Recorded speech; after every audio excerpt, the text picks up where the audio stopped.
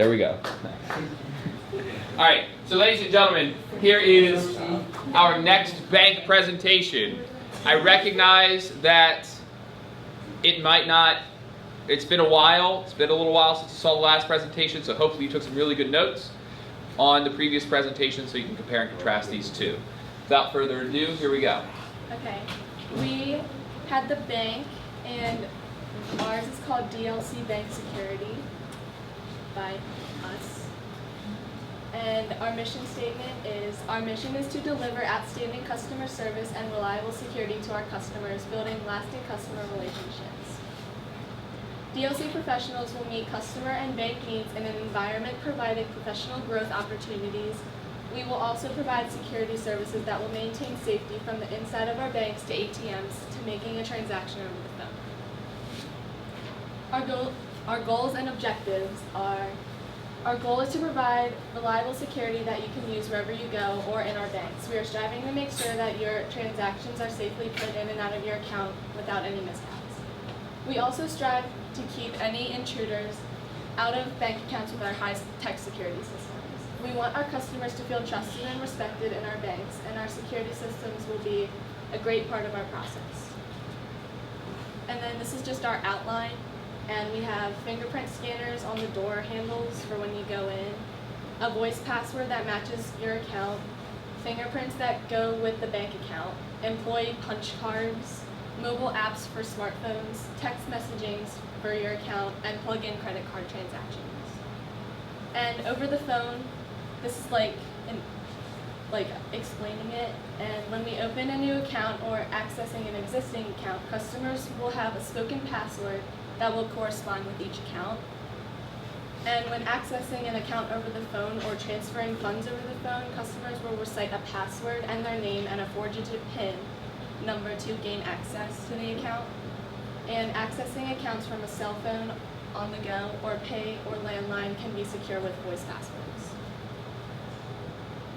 Okay, this is over the phone continued. Our system is more secure and less likely to be beaten by this method with the required use of a PIN number and name. Our bank has a mobile app for smartphones to make transactions and transfers. Monthly, the bank will send messages to your phone for updates about your account. Voice scanners, they measure the sound, pattern, and rhythm and voice and assign it a value. Voice scanners are not as accurate as other biometrics. They can be beaten by a tape recording or a phrase or word.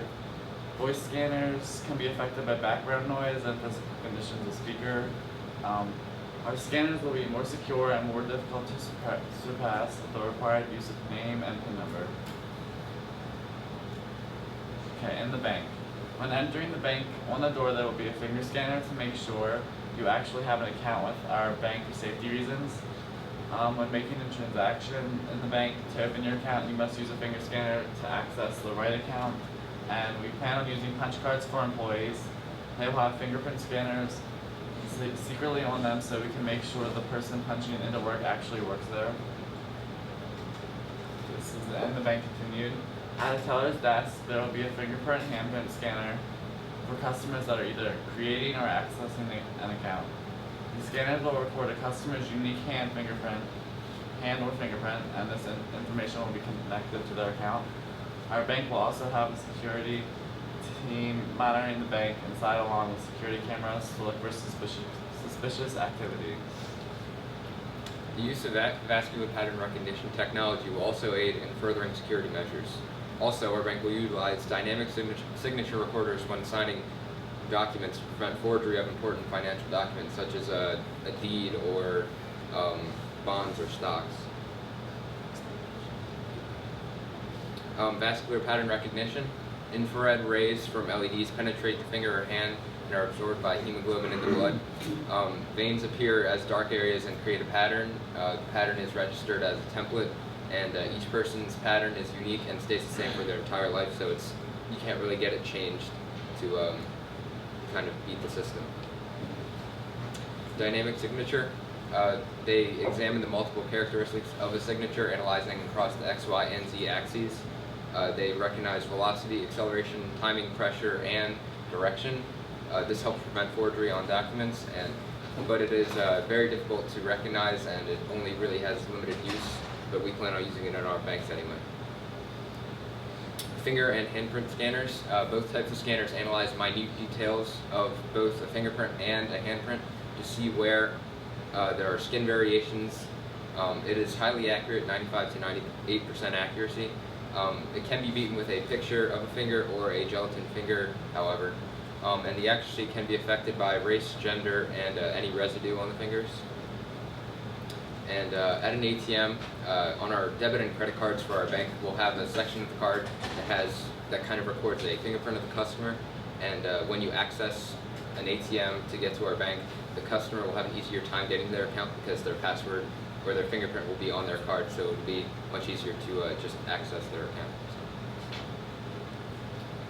That's it. All right, ladies and gentlemen, any questions for this group? We'll do applause after the question. So you said we're on the phone that you just get monthly update with your account. What if the phone is stolen or lost? What's gonna happen then?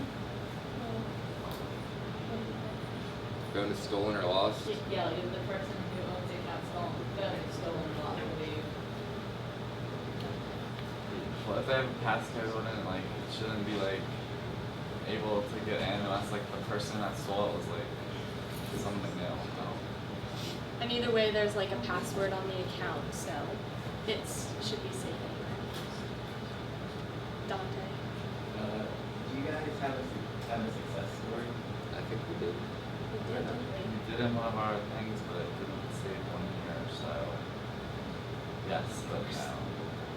Can you tell me what the success story Brandon. was? Well, for the credit card thing, since it has a fingerprint thing on there, wouldn't that be bad? Like, so if someone stole your credit card, then they wouldn't have to use their fingerprint to get into it. So doesn't that kind of defeat the purpose?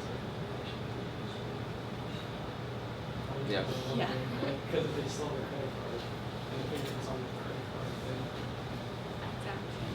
So with the punch card for the employees, you said it's secretive, right? Is it? It's like what? the The employees don't fingerprint. know it's on there? The fingerprint thing is secret on the punch card? Yeah. Yeah, that is.